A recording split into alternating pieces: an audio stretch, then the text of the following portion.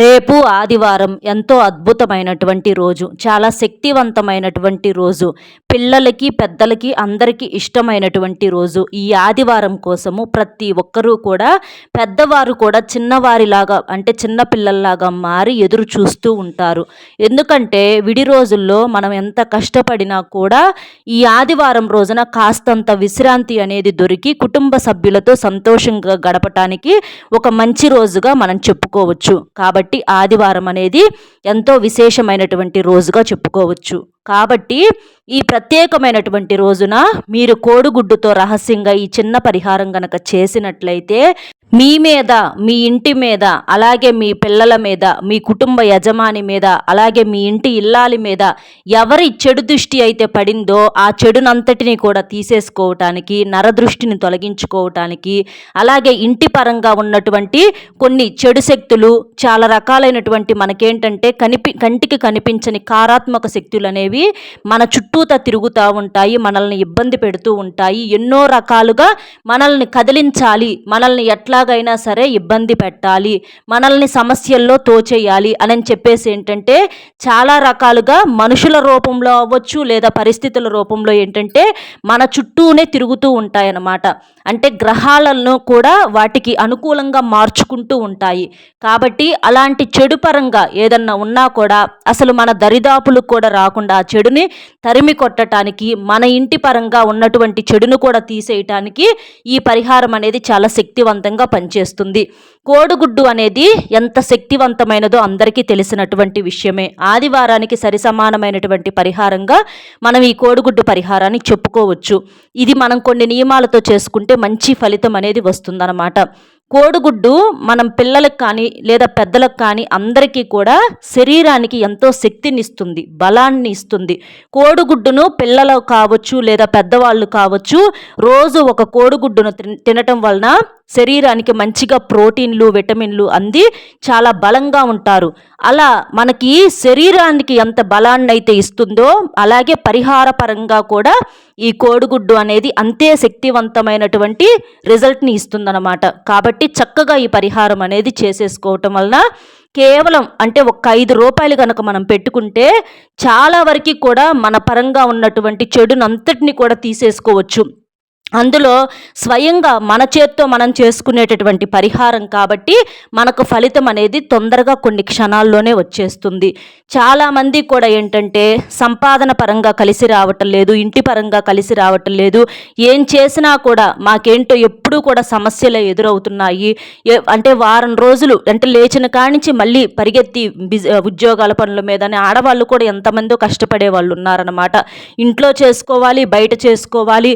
ఒకవేళ ఇంట్లో కూడా ఉన్నా కూడా ఎన్నో రకాలైనటువంటి పని ఒత్తిడితో మానసికంగా ఆడవాళ్ళు కూడా నలిగిపోతూ ఉంటారు. ఇంటికి మగ మనిషి ఎంత ముఖ్యమో అలాగే ఇంటి ఇల్లాలు కూడా అంతే ముఖ్యం. ఇంటి ఇల్లాలు గనక అంటే అనారోగ్యం బారిన పడినా, తన ఆరోగ్యం సరిగ్గా లేకపోయినా ఆ కుటుంబం అంతా కూడా ఇబ్బంది పడాల్సినటువంటి పరిస్థితి అనేది వస్తుంది.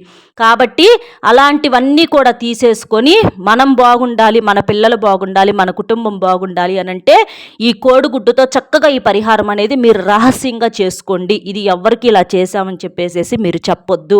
ఇలా చెప్పటం వలన ఏంటంటే నోటి మాట రూపంలో మనం చేసినదంతా కూడా వేస్ట్ అయిపోతుంది. ఎందుకంటే జనం అందరూ పైకి కనిపించే అంత అమాయకులు కాదు, పైకి కనిపించే అంత పిచ్చి వాళ్ళు కాదు. అందరూ కాదండి, కొంతమంది ప్రత్యేకంగా అంటే ఎక్కువ మంది అలాగే ఉంటున్నారు. ఎక్కడన్నా 100కి 100కి ఒకళ్ళిద్దరు లేదా ఒక 10 మంది మంచి వాళ్ళు ఉంటున్నారు.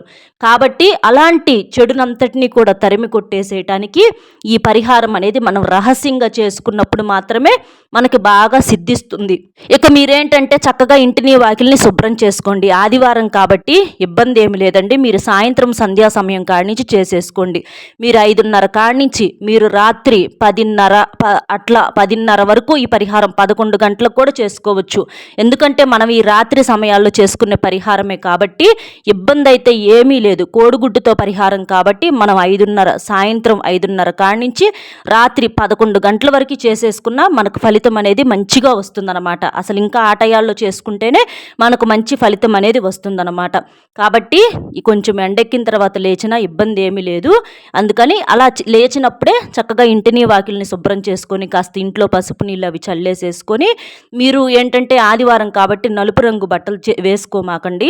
నలుపు రంగు బట్టలు వేసుకుంటే పరిహారం చేసేటప్పుడు కొంచెం ఏంటంటే మనకు రిజల్ట్ అనేది కొంచెం లేటుగా రావడానికి అవకాశం అనేది ఉంటుంది.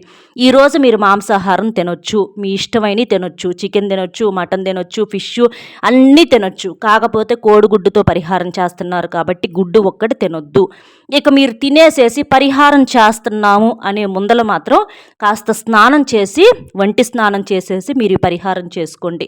అలా చేయటం వల్ల ఏంటంటే మీకు దోషాలు అనేవి ఏమీ ఉండవు. కాకపోతే కోడిగుడ్డు ఒక్కటి మాత్రం తినమాకండి. ఇది ఒక్కటి చేసుకుంటే సరిపోతుందన్నమాట.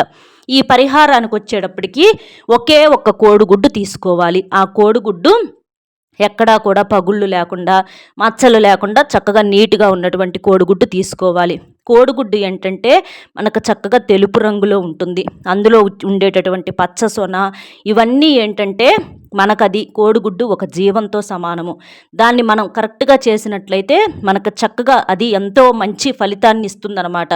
అలాంటి కోడిగుడ్డుతో పరిహారం ఏంటంటే పూర్తిగా చెడును గ్రహించేసి మనకు ఖచ్చితంగా 100కు 100% మంచిని తిప్పి ఇస్తుంది. తెలుపు మనం సంతోషంగా ఉండటానికి, సుఖంగా శాంతిగా ఉండటానికి, కంగారు టెన్షన్స్ తగ్గించుకోవటానికి. పసుపు ఏంటంటే మనకు బాగా కలిసి రావటం కోసము. ఇట్లా ఇది మనకంతా మంచినిచ్చి చెడును మాత్రం ఈ కోడిగుడ్డు గ్రహించేసిద్ది అనమాట. కాబట్టి పరిహారానికి ది బెస్ట్గా కోడిగుడ్డుని చెప్పుకోవచ్చు. మనం ఎన్ని పరిహారాలు చేసుకుంటున్నా కూడా ఈ కోడిగుడ్డు పరిహారం అనేది చాలా మంచి రిజల్ట్ అనేది ఇచ్చిద్దండి. ఇది చేసేటటువంటి ఫలితం అనేది మనం ఒక మాటలో చెప్పేది కాదు. పరిహార శాస్త్రంలో కోడిగుడ్డుతో చేసే పరిహారానికి ఎంతో మంచి పేరు అనేది ఉందన్నమాట. కాబట్టి చక్కగా ఒక్క కోడిగుడ్డు తీసుకోండి, ఎక్కువేం అవసరం లేదు. ఇక అలా తీసేసుకొని మీరేం చేస్తారంటే ఆ కోడిగుడ్డు మీద కాటుకుతో కానివ్వండి, ఇక్కడ మనం ముందు వీడియోలో చూపిస్తాము, కాటుకుతో కానివ్వండి లేదా బ్లాక్ స్కెచ్ కానీ బ్లాక్ మార్కర్తో కానీ ఇంటూలాగా అవ్వచ్చు, లేకపోతే ఒక చిన్న రౌండ్గా చుక్కలాగా అవ్వచ్చు, అట్లా పెట్టేసేసేయండి. పెట్టేసేసి దాన్ని మీరేం చేస్తారంటే ఒక ఎరుపు రంగు క్లాత్ తీసుకోండి, అంటే ఎరుపు రంగు గుడ్డ తీసుకోండి. కర్చీఫ్ అవ్వచ్చు లేదా ఒక చిన్న జాకెట్ ముక్క లాంటిది ఏదైనా తీసేసుకోండి. ఒక చిన్న రవిక ముక్కను మీరు కట్ చేసుకొనైనా తీసుకోవచ్చు. ఇక అలా తీసేసుకొని ఇక్కడ ఎరుపే, ఎందుకంటే ఎరుపు దిష్టిని, దోషాన్ని, నరదిష్టిని, 4 దిక్కుల నుంచి వచ్చే సమస్యలను లాగి పడేయటానికి మనకు ఎరుపు అనేది చాలా చాలా శక్తివంతంగా ఉపయోగపడుతుంది. ఎరుపు రంగులో అతీంద్రియ శక్తులు అనేవి ఎక్కువగా ఉంటాయి. ఎరుపు ఏంటంటే చెడును నాశనం చేసి పడేసి మనకు మంచిని ఇస్తుంది. కాబట్టి ఎరుపుకి చాలా చాలా శక్తివంతమైనటువంటి రిజల్ట్ అనేది వస్తుంది. కాబట్టి ఎరుపు రంగు వస్త్రాన్ని తీసుకోండి. అలా తీసుకున్న తర్వాత అందులో ఈ కోడిగుడ్డు మీద మనం కాటుకుతో చుక్క కానీ ఇంటూ మార్కు కానీ వేసేసుకున్నాం కదా, అది కూడా పెట్టేసేసి దాని మీద ఏంటంటే ఒకే ఒక్క స్పూను మనకు రాళ్ళ ఉప్పు ఉంటుంది కదా, రాళ్ళ ఉప్పు అవ్వచ్చు, గల్లులు ఉప్పు అంటారు, రాక్ సాల్ట్ అంటారు, మెత్తని సాల్ట్ కాకుండా రాళ్ళ ఉప్పును దాని మీద ఒక స్పూన్ వేసేసేయండి. తర్వాత 2 లవంగాలు తీసుకోండి. లవంగాలు ఏంటంటే మన కష్టాన్ని, సమస్యను, నష్టాలను తీసి పడేయటానికి చాలా శక్తివంతంగా ఉపయోగపడతాయి. లవంగాలంటే లక్ష్మీదేవికి చాలా ఇష్టమైనటువంటివి. మనకు సుగంధ ద్రవ్యాల్లో చాలా మంచిగా ఉంటాయి. అలాగే పరిహార పరంగా కూడా ఎంతో శక్తివంతమైన ఫలితాన్ని ఇస్తాయన్నమాట. కాబట్టి అవి తీసేసుకోండి. ఇక ఉప్పు గురించి చెప్పేదేమీ లేదండి. ఉప్పు ఎంతో శక్తివంతమైనది. సముద్ర గర్భం నుంచి పుట్టింది కాబట్టి ఉప్పుతో ఏ పరిహారం చేసినా కూడా మనకు చెడును గ్రహించేసి మంచిని ఇస్తుంది. అప్పుల్ని, కష్టాలను, నరదిష్టిని, దోషాలను అన్నింటినీ కూడా లాగి పడేస్తుంది అనమాట. కాబట్టి ఇక నలుపు రంగు, మనం కోడిగుడ్డు మీద నలుపు రంగు కాటుకు పెట్టుకున్నాం కదా, నలుపు ఏంటంటే నష్టాలను, కష్టాలను, నిందలను అన్నింటినీ తుడిచిపెట్టేస్తుంది. నలుపు అంటే శనిదేవుడికి చాలా ఇష్టమైనటువంటి రంగు. అలా నలుపుని మనం ఇక్కడ పెట్టడం వల్ల ఏంటంటే మన జీవిత పరంగా ఉన్నటువంటి చెడుని, శనిని, ఏలినాటి శని, అష్టమ శనులు ఇలాంటివి అంటారు చూడండి, ఆ చెడునంతటినీ కూడా శనిని తీసేసి ఆ శనీశ్వరుడి యొక్క అనుగ్రహం మన మీద ఉంచేలా చేస్తుంది. కాబట్టి ఇక్కడ మనం నలుపుతోటే వెయ్యాలి. అలా వేసేసిన తర్వాత ఇక్కడ చూపించినట్లుగా వాటిని ఒక మూటలాగా కట్టేసేసేయండి. అవి వేసేటప్పుడు అంటే మూట కట్టే ముందల మీరు సంకల్పం చెప్పుకోండి. అంటే మీరు సంపద కోసం చేసుకుంటున్నారా? అప్పులు తీరాలని చేసుకుంటున్నారా? సొంతిల్లు కట్టుకోవాలని చేసుకుంటున్నారా? భార్యాభర్తల మధ్య అన్యోన్యం కోసం చేసుకుంటున్నారా? ఇట్లా నరదిష్టి కోసం చేసుకుంటున్నారా? ఇట్లా మీకు ఏదైతే కోరిక ఉంటుందో మేము బాగా సంపాదించుకొని కోట్లు సంపాదించాలి, తల్లి మాకు లక్ష్మీదేవి నీ అనుగ్రహం కావాలి అని చెప్పేసేసి మీ మనసులో సంకల్పం ఏదైతే ఉందో ఆ సంకల్పం అనేది చక్కగా చెప్పేసేసుకొని ముడిలాగా చుట్టేసేసేయండి. జాగ్రత్త, కోడిగుడ్డు ఉంది కాబట్టి పగిలిద్ది, గుడ్డు పగలకూడదు.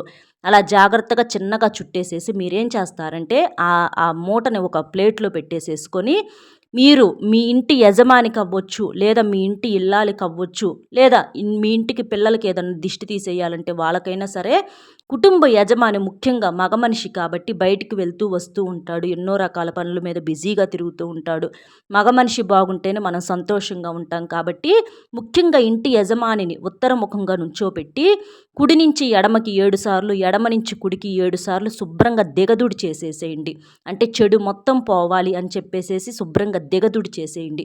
దిగదుడిచిన తర్వాత ఆ మూటను తీసుకెళ్ళి దూరంగా ఎడన్నా పచ్చని చెట్లు మొదట్లో వదిలేసి రండి. అంటే పిచ్చి చెట్లు ఉంటాయి కదా, ఆ చెట్టు మొదట్లో వదిలేసి రండి. లేకపోతే ఎవ్వరూ తిరగని ప్లేస్లో వదిలేసి రండి. అంతేగాని పగలగొట్టొద్దు.